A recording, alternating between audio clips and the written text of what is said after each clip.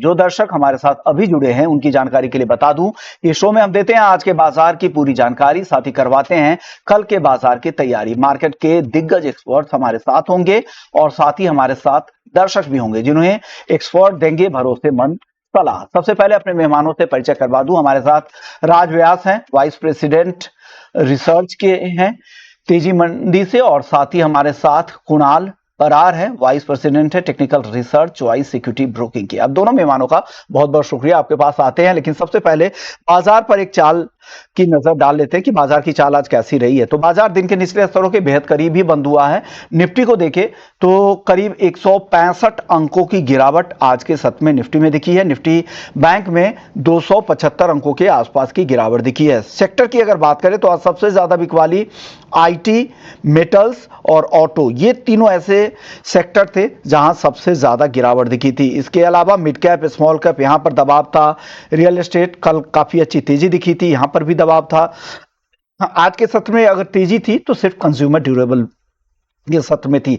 Nifty के contributors की अगर बात करें आज के सत्र में, आज कमजोर बाजार में भी कहां निफ्टी को सपोर्ट मिल रहा था, कहां तेजी दिखी, उसमें टाइटन करीब 2.5% की मजबूती के साथ टाइटन का स्टॉक बंद हुआ है। इसके अलावा भारतीय एयरटेल से भी सपोर्ट मिला, यह भी करीब 2% की तेजी के साथ बंद हुआ। बजाज फाइनेंस में अच्छी तेजी थी, एचडीएफसी लाइफ में और एनएम में भी, एमएनएम में भी 1% की तेजी और एसबीआई भी 1% की तेजी के साथ बंद हुआ है। लेकिन चलिए आगे की चाल कैसी रह सकती है यही समझते हैं। कुणाल, सबसे पहले आप इंडेक्स का व्यू बताइए, निफ्टी और बैंक निफ्टी का कैसी चाल आगे लग रही है, क्या करना चाहिए, जो डेरिवेटिव में ट्रेड करना चाहते हैं उनके लिए क्या राय है? व्यू टोटली नेगेटिव साइड का है फिलहाल के लिए। आप देखिए आज के दिन में एक अच्छी खासी गिरावट हमें निफ्टी में देखने को मिली है। निफ्टी फिलहाल देखने जाए तो स्पॉट निफ्टी 25,590 के अराउंड क्लोज दिया है। 25,700 का एक स्ट्रॉन्ग रेजिस्टेंस, स्ट्रॉन्ग सपोर्ट था। 25,700 के नीचे आज क्लोजिंग हमें देखने को मिला। इतना ही नहीं, निफ्टी फ्यूचर की बात करें तो वहां पे भी 200 पॉइंट गिरावट हमें यहाँ पे देखने को मिली है। ओवरऑल जो व्यू है दोनों स्पॉट में और इंडेक्स, स्पॉट में और फ्यूचर में दोनों में नेगेटिव साइड का है। अगर मैं निफ्टी स्पॉट की बात करूं जो 25,590 के अराउंड क्लोजिंग है, 700 के नीचे का क्लोजिंग है, लाइकली चांसेस है यहां से आपको 25,500 25,400 तक के लेवल देखने को मिल सकते हैं, क्योंकि दूसरा कोई सपोर्ट, इंटरमीडिएट सपोर्ट फिलहाल हमें यहाँ पे देखने को नहीं मिल रहा है। सो यही लेवल है जिसके बेस पे हम एक शॉर्ट पोजीशन बना के जा सकते हैं। लेकिन हाँ, risk reward is not perfect for creating any short position in present level. 25,400 के लेवल हमें यहाँ पे देखने को मिल सकते हैं। And same goes for bank Nifty. Bank Nifty की बात करें, बैंक निफ्टी में भी जो अभी फिलहाल मोमेंटम देखने को मिली है, बैंक निफ्टी में 57,500 एंड 57,500 का अगर सपोर्ट ब्रेक होता है तो फिर लाइकली चांसेस है यहाँ पे हमें 56,300 तक के भी लेवल देखने को मिल सकते हैं। सो ओवरऑल जो व्यू है वो फिलहाल नेगेटिव साइड का ही है दोनों इंडेक्स में। तो दोनों इंडेक्स आपको लग रहा है कि व्यू अब निगेटिव साइड का है और तेजी यहां पर ब्रेक लगती दिख सकती है, और वो आज के सत्र में दिखा भी है, और 25,400 तक नीचे फिसल सकता है निफ्टी, ऐसा कुणाल को लगता है। लेकिन चलिए अपने दर्शकों के सवालों के सिलसिले को शामिल करते हैं। कुछ दर्शक हैं जो लगातार हमसे जुड़े हुए हैं, यूट्यूब के जरिए उन्होंने सवाल भेजा भी है।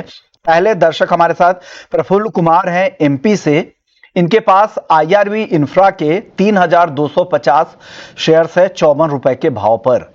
आप बताइए राजवीर जी, क्या लग रहा है आपको आईआरबी इंफ्रा को लेकर, आपका आउटलुक क्या है, क्या करना चाहिए इनको?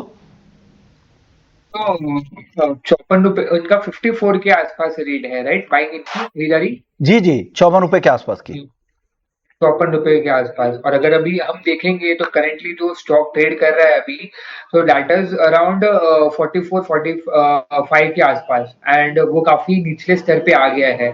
तो मुझे लगता है कि दो स्टॉक अभी 40 डे मूविंग के एक्सपोनेंशियल एवरेज के ऊपर ट्रेड कर रहा है टेक्निकली, और उसने recently higher highs higher lows बनाए हैं, तो वो काफी सेंटिमेंट अभी पॉजिटिव दिख रहा है। बट अगर हम देखेंगे तो स्टॉक को कम से कम 46-48 के ऊपर क्लोज देना पड़ेगा for next upside momentum to continue. अगर स्टॉक वो नहीं देता है and it is failing to hold those levels, तो मेरा मानना ये है कि वो इसको स्विच करके दूसरे स्टॉक्स में इन्वेस्ट कर सकते हैं जहाँ पे प्राइस भी सेम है और वहाँ पे उनको अपसाइड पोटेंशियल भी अच्छा देखने को मिल सकता है। ओके, तो ये भी हुई आईआरबी इंफ्रा को लेकर, और आपके लिए ऑल्टरनेटिव भी बता दिए गए हैं। अगले दर्शक हमारे साथ सत्यवीर शर्मा हैं ग्वालियर से, कोटक बैंक के 100 शेयर्स है 2150 रुपए के भाव पर। शॉर्ट टर्म का इनका नजरिया है। कुणाल, आप बताइए क्या राय देंगे कोटक बैंक में? कल कोटक बैंक की बात करें, फिलहाल जो मोमेंटम कोटक बैंक में हमें देखने को मिल रही है वो डाउनसाइड की ही है। 2090 के अराउंड स्टॉक ट्रेड हो रहा है और लाइकली चांसेस है 2040 तक का एक मोमेंटम हमें देखने को मिल सकता है। और अगर ये भी ब्रेक होता है तो फिर 1970 तक के भी लेवल हमें कोटक बैंक में देखने को मिल सकते हैं। ओवरऑल जो व्यू है वो नेगेटिव साइड का ही है। 2040 से लेके 1970 तक के लेवल एज ए टारगेट हमें ये स्टॉक दिखा सकता है। निगेटिव ही आपको लग रहा है कि यहां पर और थोड़ी गिरावट आ सकती है। अगले दर्शक हमारे साथ हैं, नंदलाल हैं महाराष्ट्र से। 100 शेयर है इनके पास LIC के 946 रुपए के भाव पर। यह भी शॉर्ट टर्म का इनका नजरिया है। अभी ये स्टॉक है 907 रुपए पर। क्या लग रहा है राज आपको, यहां से LIC के स्टॉक में नुकसान हो रहा है? बने रहने में समझदारी है क्या? तो अगर हम इंश्योरेंस स्पेस पे अगर देखेंगे तो उनका LIC या बाकी जो इंश्योरेंस प्लेयर्स है तो उनमें काफी हमें एक अच्छा सेटअप या अच्छा जो वैल्यूएशन पिक्चर है वो हमें देखने को मिला था। क्योंकि अगर हम देखेंगे कि GST के बाद भी अगर हम देखेंगे कि वहां पे GST हट गई थी तो वो तरीके से एक पॉजिटिव सेंटिमेंट हमें देखने को मिला था जो आगे चल के और अकाउंट ओपनिंग और इंश्योरेंस जो पॉलिसीज होगी उसमें एक अच्छा हमें ओपन देखने को मिल सकता है। तो अगर हम देखेंगे कि लास्ट 1 मंथ में अगर उनका नियर टर्म में परफॉर्मेंस शॉर्ट टर्म है तो उनका जो रिटर्न था LIC का इट वाज नेगेटिव, मतलब फ्लैट ही था। और अगर हम लास्ट 6 मंथ्स का परफॉर्मेंस देखें तो it has given a return of close to 10-11%। तो मुझे लगता है कि the stock has been consolidating और अगर सपोज वो 80 के नीचे क्लोज नहीं करते हैं on a short term basis तो अभी वो बने रह सकते हैं क्योंकि इंश्योरेंस जो प्ले है वो अभी एक काफी अच्छी मोमेंटम में है और अच्छा एक रिटर्न देने की एक्सपेक्टेशन भी रखता है। तो ये राय LIC को लेकर है। अगले दर्शक हमारे साथ प्रियंका दास हैं पश्चिम बंगाल से। इन्होंने पतंजलि के स्टॉक 200 ले रखे हैं 615 रुपए के भाव पर। कुणाल, क्या करना चाहिए पतंजलि को लेकर, आपकी राय क्या है? पतंजलि फूड की बात करें, फिलहाल स्टॉक में एक अच्छी खासी गिरावट हमें देखने को मिली है। लोअर लेवल पे 560 तक के लेवल है जो एज अ टारगेट हमें ये स्टॉक दिखा सकता है एंड लाइकली चांसेस है यहाँ से स्टॉक बाउंस बैक भी हो सकता है। सो व्यू फिलहाल होल्ड करके चलने का ही है। 560 तक के लेवल आ सकते हैं। अगर वहां पे एवरेज करके चलने का मौका भी मिले तो मैं कहूंगा वहां पे एवरेज करके चलना चाहिए। बाउंस बैक में ये स्टॉक वापस आपको 620 एंड 620 अगर ब्रेक होता है तो 650 तक के भी लेवल स्टॉक दिखा सकता है। आपको लग रहा है कि यहां से रिकवरी लौटेगी? अगर डिप में मौका मिले तो आप और भी ऐड करें, एवरेज भी कर सकते हैं। ऊपर में 620 तक भी आने की जल्दी संभावना आपको दिख रही है। अगले दर्शक है साजिद हुसैन हैं। इनके पास IRCTC के 125 शेयर्स हैं 935 रुपए के भाव पर। क्या करना चाहिए, ये गाइडेंस चाह रहे हैं। राज, आप बता दीजिए IRCTC कैसा लग रहा है आपको? अगर मैं देखूं कि अगर टैक्टिकल बेट के हिसाब से अगर मैं देखूं तो IRCTC बहुत अच्छा लग रहा है अभी, क्योंकि जो हिसाब से अभी फेस्टिव सीजन और वेडिंग सीजन है और आगे चल के क्रिसमस की छुट्टियां भी आएगी तो वो हिसाब से जो ट्रेवल बुकिंग है तो वो उसमें काफी जो ट्रैक्शन है वो इंक्रीज हो जाएगा। और अगर हम देखेंगे कि IRCTC का टिकट को छोड़ के जो फूड एंड बेवरेजेस से जो रेवेन्यू आता है, रेल की बोतल हो गई या अभी जो स्टे का उन्होंने चालू किया है तो वहां से भी हमें अच्छा खासा ट्रैक्शन देखने को मिल रहा है। तो as a technical bet in the next 2 to 3 months के काइंड ऑफ होराइजन में अगर इन्वेस्टर का होराइजन है तो वो इसको डेफिनेटली होल्ड कर सकते हैं with a stop loss of around 710 के आसपास स्टॉप लॉस मान के चल सकते हैं इसको। 710 का इसे लगा ले और इसे होल्ड करें। अगर 2-3 महीने अगर रुक सकते हैं तो बेहतर आपके लिए होगा, ऐसा राजी को लगता है। चलिए, वक्त है ब्रेक का। ब्रेक के बाद जब हम लौटेंगे तो कुछ और दर्शक है जो कि महाराष्ट्र से। ओला इलेक्ट्रिक के इनके पास 1000 शेयर है। एवरेज बाइंग प्राइस है 75 रुपए। ये तो इशू प्राइस के आसपास की बाइंग है इनकी। 2024 में 76 का इशू प्राइस था कंपनी का।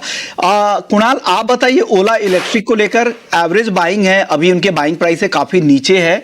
क्या होल्ड करने में समझदारी है? क्या 25 रुपए नीचे है इनके भाव के, खरीद भाव के? काफी नुकसान हो रहा है। कब तक ये भाव दिख सकता है या निकल जाने में समझदारी होगी?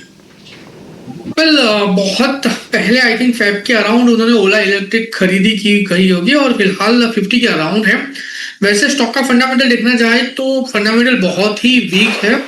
आए दिन सोशल मीडिया पे ओला इलेक्ट्रिक को लेके नेगेटिविटी छाई रहती है। इतना ही नहीं, आप अगर न्यूज में भी देखें तो ओला इलेक्ट्रिक को लेके कहीं ना कहीं नेगेटिव बातें भी चल रही है। तो कहीं ना कहीं इसकी डायरेक्ट इंपैक्ट आपको स्टॉक प्राइस में और ओवरऑल कंपनी के परफॉर्मेंस में भी देखने को मिल सकती है। फिलहाल 50 के अराउंड है, एक बार होल्ड करके चलने की सलाह दूंगा। एंड यहाँ पे अगर स्टॉक 52 के ऊपर सस्टेन होता है, 52 के ऊपर अगर सस्टेन होता है तो फिर एक बार एवरेज करके चलने की सलाह रहेगी 48 के एसएल के साथ। ऊपरी लेवल पे 70 तक का लेवल हमें ऐसा टारगेट देखने को मिल सकता है। अगर 70 आता है तो फिर आपको वहां पे आपकी पूरी की पूरी जो पोजीशन है वो पूरी की पूरी पोजीशन में से एग्जिट मार के चलने की सलाह रहेगी। और आने वाले दिनों में please do not consider this counters for creating for your portfolio as well, even for trading perspective, क्योंकि यहाँ पे कोई जान नहीं लग रही है काउंटर में मुझे। ओके, तो यहाँ पर आपको जान नहीं दिख रही है। अगर आपके पास है तो 48 रुपए के स्टॉप लॉस के साथ होल्ड करें। 70 का लेवल अगर मीडियम टर्म में दिखता है तो वहाँ पर पूरी पोजीशन एग्जिट करने की सलाह यहाँ पर कुणाल की तरफ से आ रही है। फूल सिंह है यूपी से, इनके पास इन्फो एज के 100 शेयर्स हैं 1402 रुपए के भाव पर। राज जी, आप बताइए क्या करना चाहिए इन्फो एज में?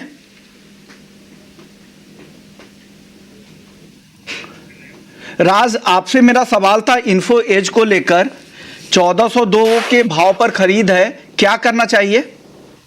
मेरा मानना ये है कि वो भी होल्ड कर सकते का जो है तो वो होल्ड कर सकते हैं अभी, क्योंकि जो हिसाब से अभी हमने फेस्टिव सीजन में जो ट्रैक्शन देखा था इन टर्म्स ऑफ नौकरी पे और जैसे न्यू एम्प्लॉयज ज्वाइन हो रहे हैं, तो मुझे लगता है कि आने वाले जो महीनों में जो हिसाब से हमारी इकोनॉमी ग्रो कर रही है तो वो हिसाब से फंडामेंटली वाइज जो जॉब का जो है इंक्रीजनेस वो हमें देखने को मिल सकता है, and it will have a positive impact on नौकरी।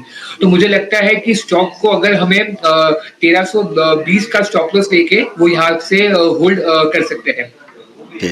तो ये स्टॉप लॉस का ध्यान रखिएगा और फिर होल्ड करने की सलाह यहाँ पर इन्फो एज को लेकर आ रही है। चलिए, वक्त है अब हमारे अगले सेगमेंट का वीआईपी शेयर जानने का।